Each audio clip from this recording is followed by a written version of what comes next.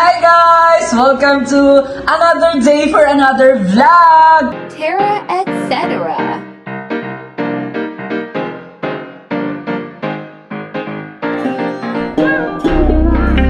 Yes po, tama po kayo. Nasa part 2 kayo ng ating vlog nung pumunta tayo ng Malamawi Island to visit Malamawi Beach or what you call Pahali Beach Resort.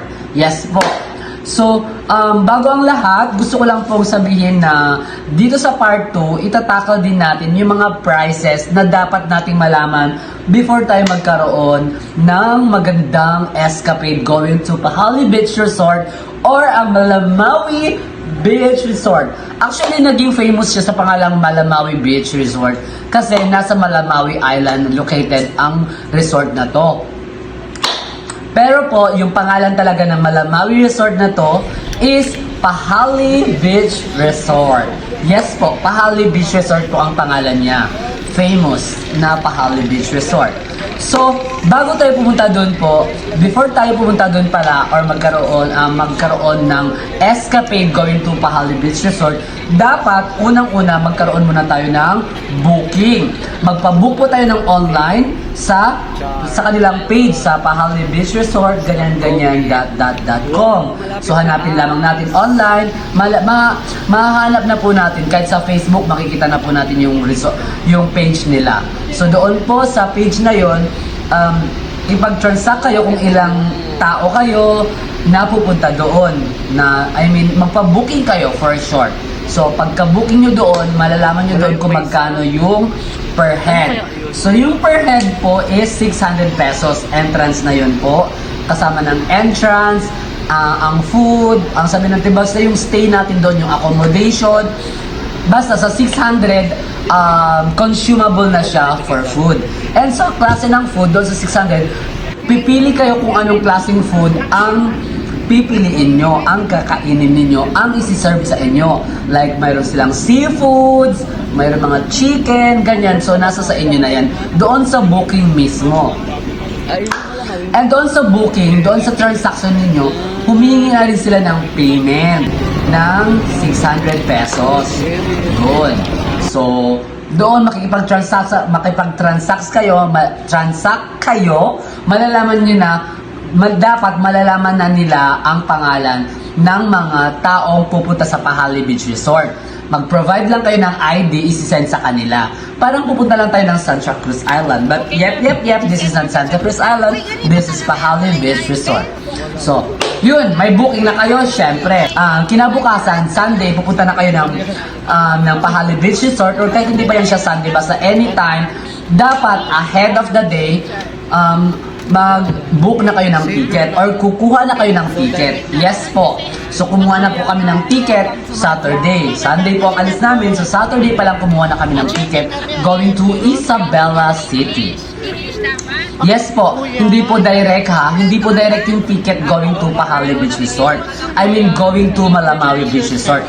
Kailangan kukuha muna tayo ng ticket going to Isabela City. Yes po. So, kung may ticket na kayo going to Isabela City. Sa Isabela City po, dalawa pong option natin going to Isabela. Ang Wisam at saka yung barko. Ang barko po mayroong Allison Shipping Line at saka meron pong Montenegro. So, nasa dalawa lang po yun kung saan po yung pwede nyong kunan ng ticket. Sa Wisam naman po, mabilis lang. Ang pinagkaiba lang po kasi ng Wisam at saka ng shipping ng barko is yung price. Sa Wisam is na somewhere in 250 and sa barko na somewhere in 120, 125, 130 like that. Mga 120 lang ganun. So, malaki ang pinagkaiba, di ba? So, and of course, yung biyahe. So, Wisam po, kaya po maraming nagbubook ng, kumukuha ng ticket going Wisam kasi madali lang. Mga 30 minutes, ando na sila sa Isabela. Unlike ang barko, mga 1 hour and 20 to 30 minutes, andoon, bago tayo makarating ng Isabela City. So, Wisam, 30 minutes. Allison Shipping Line is 1 hour and 30 minutes. Yes po. Since everything is set, may ticket na. So, kinabukasan, go na. So, from Zamboanga City, gora na kayo sa Isabela City. So since napili namin ang Allison, nakikita ninyo naman sa previews, nagbarko kami. Yun, nagbarko kami, sinakyan namin is Allison Shipping Line. So yun, medyo matagal-tagal pa. Ang maganda kasi sa barko, makapag sightseeing ka, yung magagandang tanawin, yung dagat, yung views, yun, na-enjoy ko naman so far ang view going there. Kasi nasa barko, pwede ka mag-roam around the barko, roam around sa barko, di ba? So, nung dumating kami ng Isabela City, nag-dock na kami sa Pantalan ng Isabela City. So, doon sa Pantalan, naggora kami agad doon sa may port, kung saan sasakay tayo ng speedboat going to Malamawi Island. Yes po. So, going to Malamawi Island, parang ang fare lang is somewhere in 10 pesos. Yes, 10 peso lang kasi malapit lang siya. Nakikita mo lang na doon lang, nakikita mo lang yung Malamawi Island. So parang, basta malapit lang. So parang, kung may byland lang yun, malakad lang. Matakbo mo lang, andun ka na. So yun na yun. So pero ang pinili po namin during that time is, since may nag-approach sa amin na okay, pwede naman daw na mag-direct kami by sea going to Malamawi Island. So, going to Malamawi Island, diretso na kami doon. Tapos, yung first nakipag-negotiate sa amin is 1,500 daw back and forth na. So, nag-okay naman kami kasi that time pagod na kami and excited na kami makapunta ng Malamawi Island. So, nag-agree kami sa 1,500. But then again, doon sa ito lang masasabi ko ha, yung at your own risk kasi yung magsakay ng speedboat going to Malamawi Island. Kasi yung dito sa kanila, dyan sa kanila yung speedboat nila, yung nakipag-negotiate sa amin, unang-una ang masasabi ko lang, wala silang vest, life vest. So, hindi ko masabing napaka-safe, pero mas safer sana para sa mga tourists kung may life vest sila. So, if I am to recommend, kung hindi ka ganun kagaling maglangoy or hindi ganun kalakas ang loob ninyo na mag-take risk, wag na po kayo mag-direct to Malamawi.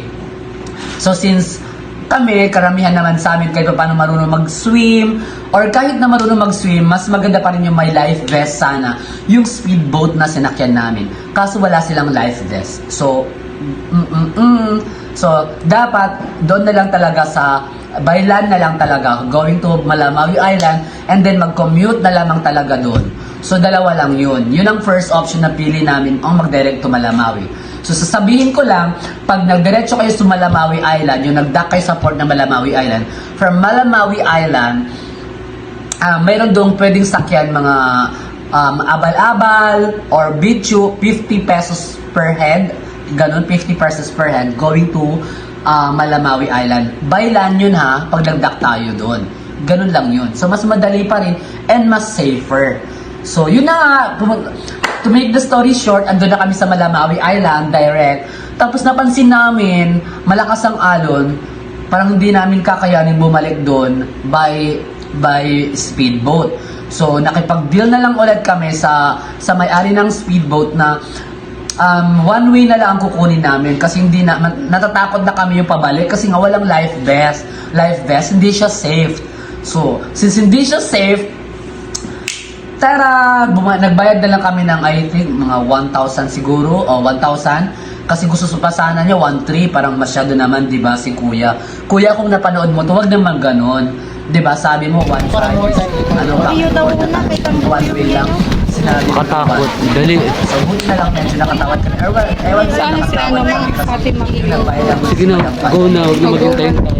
So, andito na kami sa Malamawi Island. Ay, sa Malamawi Beach. Sa Pakali Beach. Dito na kami. Yun na. So, dito na kami. Ang problema na lang namin, actually, wala nang problema eh. Kasi di ba, nakabook na kami. So, pupunta na lamang kami doon sa reception and sasabihin na lang namin yung pangalan namin na nandun na kami. So, sila na ang maghahanap sa inyo ng cottages. Ng cottage, I mean, rather. Kung saan kayo. So, kung nandun na kayo, syempre, enjoy nyo na. Ganon. Dadalhin nila na yung food nyo. Sasabihin nila kung lunch time na ba, ibibigay yung food. Actually, for lunch time lang yung food. So, yun, ganon. di ba? So, panoorin niyo to, itong escapade na to, buong escapade nito para sa inyong kaalaman. And enjoy Malamawi! Yes! Enjoy niyo pang Malamawi. Uy, painab! Bayad na tayo ng race niya. One time? 2.5%. One time. Okay na, kasi ganito Pero hindi na kami sumakat ng mga pabuka. 1 million lang kami kasi mga 2 o'clock mahal hindi na kayo. Pinoon na daw. Pero bakit po na? Wala lang kung kumain lang. Vlog yan. Ay, dapat tingnan mo. Sino ba? Hindi, sets. Iban ko lang. Jollibee? Oo, Jollibee. Alam mo na. Hindi, dahil Manila na hindi nakanyari lang to. Dedication na. Ikaw mga Jollibee manager? Yung Papa Jollibee. Hindi ako kain na. Kain na. Kasi nag-ano pa kayo pa taon. Mayroon ko lang extra pag kita-kita di. My God. Hindi ko kain na. Ito ang kagilahan. Ayun na. Ito ang kagilahan. Basta masakit sa over-over. Alanganin pa ako. Kapag itais mo talaga yun eh. Ibigan ko. Hindi mo in-expect nila. Ay, nakatagkita ako eh. After 15 years. Sa Facebook. Family mad to. Ay, ito kang banda. Nagpalisad naman siguro ka mo. Sana o. Kami walk-in lang kami. Nangyari lang kami. Pwede na pala yung walk-in? Pero maluhal po. Usag po pa yung mga puto. Hi na ako. Hi! Sige na. Hi! Harap, isang ka vlog. Yayaw no isa. Sige na magsikaw. Hi! Sa Malabawi ay na pala. Ano to? Ano yung filmas ko daw ah? Bulaan. Pahali Resort. Welcome to Pahali Resort. Ito na ang Malamawi Beach Resort. Ano? Malikot yung dagat. What can you say? Mamaya mag-vlog tayo ulit dito. Tara na muna.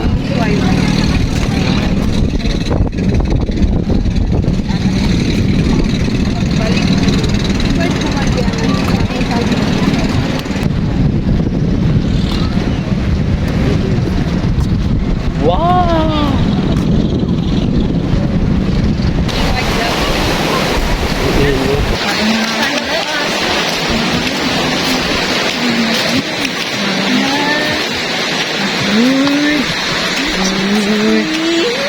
Pwede na magana sa trend yun.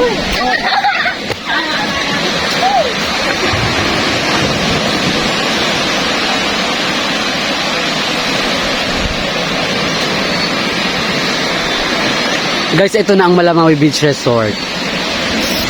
So, itong mga cottage na nakikita ninyo, ito na yung mga cottage na pwede nyong pagstayhan while here in Pahali Resort.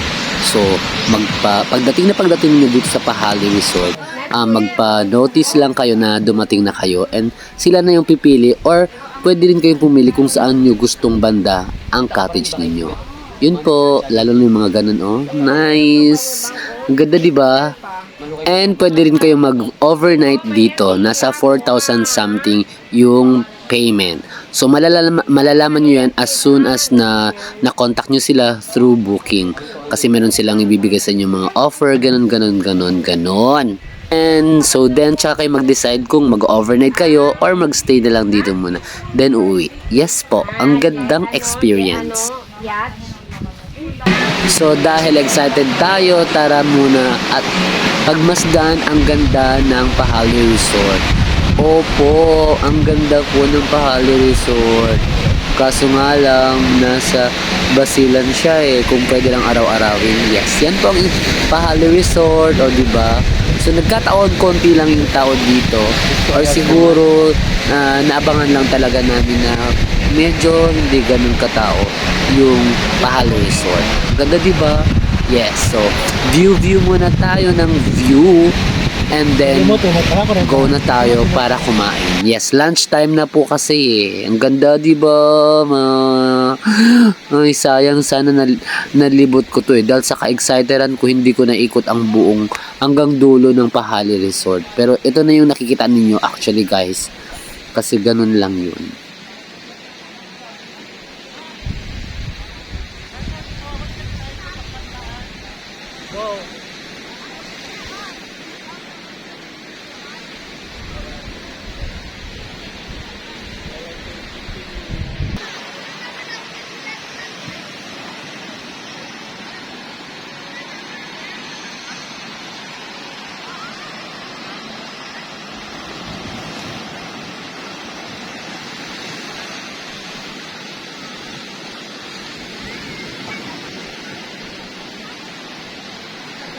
So, ito na yung food namin. Nasa basket pa. Ganyan po ang presentation, ang pagdala nila ng food namin. So, ito na yung pinili naming food upon booking. So, parang chicken and something yung napili namin. Si Madam Fine ang nagpili. Ito si Madam. Yes. So, parang ang ganda-ganda tingnan. Gusto ko sumakay dyan sa bilao na yun. No? Ito, di ba? Nice naman. Ang ganda. So, na-ready na namin ang food namin since dinala nila na dito. Thank you sa inyo. Yes, yan pong food namin. So, isa-isa na pong inaano sa table namin. So, ito yung table namin, ha? Yes, ito na yung food namin. See, with fruits, chicken, and calamares. O, diba? So, nandiyan, ito na po.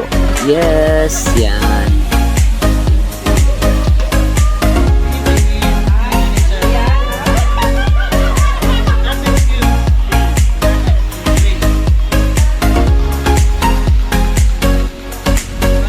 So, after na reserve na ang food, ito, kumakain na kami. Parang, kasi syempre, crowded na sa kabila ka na, Madam. So, we decided na dito muna sa vacant na tong cottage. Since wala namang gumagamit dito na kami kumain at medyo nag-moment. Si Madam kasi, kasama niya yung mga colleagues niya, mga co-teachers niya, kaya dito muna kami kasi crowded na kami doon masyado. So, feel namin na yung feeling namin, bakasyonista kami dito, kumakain kami kasi yung hangin, habang kumakain ka, though mainit siya, pero carry lang, para ma-feel lang pagka-bakasyonista. So, emote tayo habang kumakain siya. Diba? Yung konting emote lang, yung parang sabihin na walang camera, pero kain ng kain lang. Actually, busog na ako. Actually, itong araw na to, pagod talaga ako. Kasi actually natakot akong baka pag matulog ako, hindi ako makagising early. So, hindi ako natulog, guys. Nagpuyat ako para dito. So, pagod na pagod talaga ako. Kung nakikita nyo, hindi ako masyado nakapag-vlog. Kasi nga, parang pagkarating namin dito, naghanap talaga ako ng place na pwede kung saan ako makapagpahinga. Kasi pagod talaga ako, inaantok ako. So, yun. After kumain, alam kong dito busog na ako at dito medyo inaantok na ako. So, naghahanap kami ng lugar kung saan kami na makapagpahinga. Nagkataon may nakita talaga akong inaabangan na may parang duyan siya. Free yun for everyone na gagamit dito. Paunahan nga lang. So, may nakita ako and magpapahinga muna tayo bago tayo mag-swimming. So, tachara! So, actually guys, matutulog muna ako dito. I think mga 12 o'clock to. So, matutulog muna ako mga 1 o'clock tsaka mag-swim. So, rest muna before ligo. Rest. Amy! So guys, maliligo na tayo. Alam nyo, kanina sobrang pagod talaga ako. Wala ako sa mood na... Hindi, wala. Parang video lang ako. Parang wala akong gana magsalita kasi pagod ako. Puyat ako. So, yung makikita nyo sa vlog, puro voice over. So, ito, ngayon, maliligo na kami, finally. Kasi naka-rest na ako, naka-sleep na ako. Siyempre, punta tayo ng runway. Tara. Marunong. Aria, choose. Asa ka ta, bestie? Hi! Yeah, ano masasabi mo sa lugar? Well, Out of 10, how will you rate this? Ganun pa rin siya. It's my second visit and it feels like the same. Pahala, Still nothing. cellphone. Post, di karap ka rin. Alam mo eh. I-bet ito mo pa na halmad Dapat ko. tabi na, papatagatars doon na.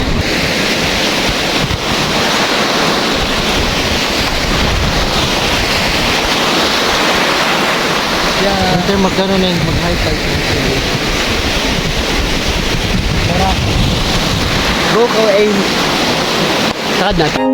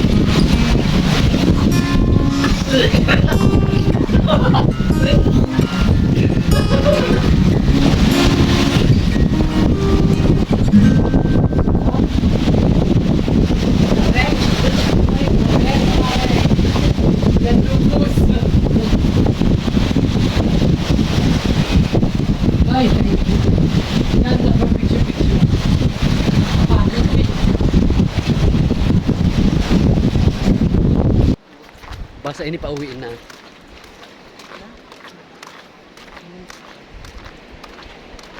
Dati ba 360? Editon ko to. Ako editin ko na.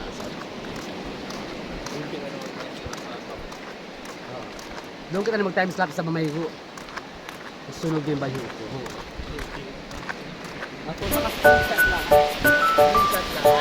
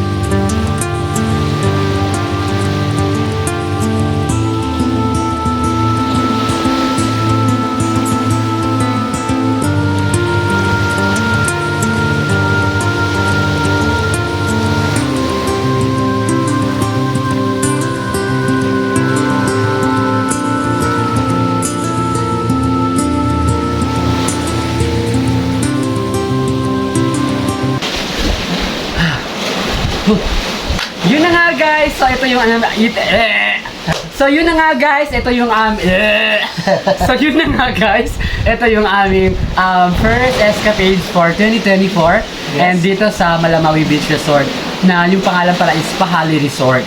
So I hope this 2024 more vlogs to come kasama sila. And more yes, of course. places to visit. Yes, more places to go. discover. So, bahala na dyan si Amy maghanap ng lugar para puntahan natin, guys. Yes. So, siya nga pala, guys, ang ating mga friends na matagal nyo nang nakikita dito sa vlog, si Amy and si Sefi. So, maraming salamat, guys, sa mga lagi pa rin nag-aabang dyan. Thank you talaga. Hindi kayo sumuko and nandiyan pa rin kayo parati. Maraming salamat. So, nag-enjoy ka ba dito? Of course. Ikaw, Enjoy ako today. Oh, super. Yung pinaka... I'm looking forward sa mga next ano natin. Oh, yung pinaka gusto ko talaga nangyari so far. This day, Ito yung nag-jump na tayo. Ito yung mga yung mga huling ginawa natin. Nag-jump tayo isa-isa. Tapos yung maganda doon, yung mga moment na nag-picture tayo dyan sa may runway. Sobra. Anyway, maraming salamat. Thank you talaga. Shout out sa mga friends natin na nandyan pa rin. Amy, thank you talaga, Amy. Thank you too. And I hope makakasama ka pa namin this 2024 for more upcoming escapades. Yes. And This is just a Sefi start. Yes. So guys, Together with maraming Sefi. salamat. So lagi ko talaga itong sinasabi sa mga huling vlog ko. Susuko pero di susuko! Bye! So, nung pauwi na kami, nag-byland na kami, yung through Abal-Abal. Yan, ito. Tapos, pauwi na kami. Ito na yung barko namin, ang Montenegro. Yes po, Montenegro. 100 plus lang po yung pamasahe dyan. So, bye-bye Isabela. Na-enjoy ko talaga ang escapade na to. Ang ganda ng sunset, no? Ito yung maganda sa barko. Yung pauwi ka, makikita mo ang sunset. Very nice view. So, paalam na muli and kita-kit sa susunod na video. Susunod na vlog. Bye everybody!